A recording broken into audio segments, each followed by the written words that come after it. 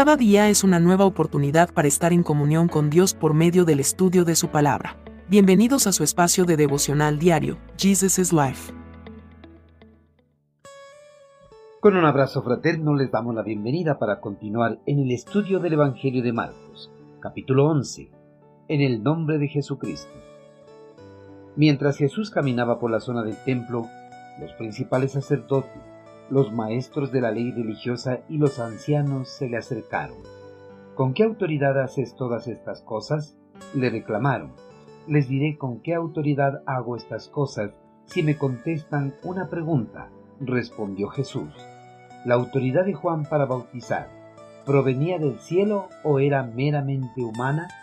Contéstenme. Ellos discutieron el asunto unos con otros. Si decimos que provenía del cielo, preguntará: ¿por qué nosotros no le creímos a Juan?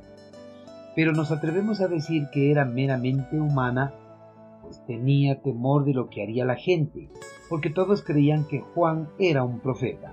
Entonces finalmente contestaron: no sabemos. Y Jesús respondió: entonces yo tampoco les diré con qué autoridad hago estas cosas. La oposición a las buenas acciones siempre ha existido, ya sea por envidia o por el temor de que esas personas bondadosas sean apreciadas por la población. Estas oposiciones son más evidentes cuando los hijos de Dios tratan de hacer sus acciones bondadosas en favor de los más necesitados de la sociedad en el nombre de Jesucristo. Esta clase de oposiciones a las buenas obras también lo sintió el unigénito Hijo de Dios a lo largo de su vida ministerial. Jesucristo, desde el momento que empezó su ministerio, no solo recorría las diferentes ciudades compartiendo la buena noticia de salvación, sino que también denunciaba la injusticia de los líderes religiosos del pueblo hebreo y realizaba acciones benevolentes en favor de los más necesitados, como los enfermos, los endemoniados y los que padecían hambre. Todas estas acciones del Señor causaron envidia en el corazón de los líderes religiosos, razón por la cual constantemente buscaban cómo deshacerse de él. En la última semana de vida ministerial de Jesucristo, el acoso de los líderes religiosos contra el Señor agudizó. Por eso, al siguiente día que Jesucristo había desalojado a todos los mercaderes del templo de Jerusalén, los principales sacerdotes, los maestros de la ley religiosa y los ancianos del pueblo judío se le acercaron a Jesucristo, que en ese momento se encontraba en el templo compartiendo las buenas nuevas del reino de los cielos a las personas que allí se encontraban reunidas. Durante un intermedio, esta delegación del Sanedrín trataron de tenderle una trampa, reclamándole con qué autoridad hacía todas esas cosas. Este reclamo traía un propósito encubierto, pero Jesucristo estaba al tanto de todo porque conocía sus intenciones y pensamientos perversos de sus corazones. Por supuesto, ellos, como miembros del Sanedrín, tenían todo el derecho y el deber de interrogar en virtud de qué autoridad estaba él haciendo cosas tales como la purificación del templo, sanar enfermos y endemoniados. Sin embargo, la pregunta aparentemente inocente que hicieron estos líderes a Jesucristo, en realidad buscaban una respuesta que les permitiera ridiculizarlo ante el pueblo o acusarlo de blasfemia. Pero Jesús no cayó en la trampa de sus enemigos.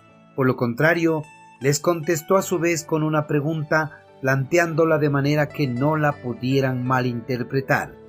Cuando Jesucristo preguntó a la delegación del Sanedrín si el bautismo de Juan era de Dios o de los hombres, estaba incluyendo en esta expresión toda la obra y la predicación del profeta de Dios. Con esta pregunta, Jesucristo les puso contra la espada y la pared, pues cualquier contestación que dieran les condenaría.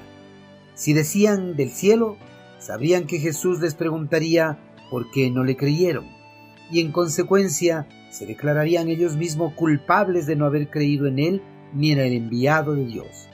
Por otra parte, si respondían de los hombres, temían enfrentarse a la ira de la multitud que podría apedrearlos, pues el pueblo consideraba a Juan como un legítimo profeta de Dios.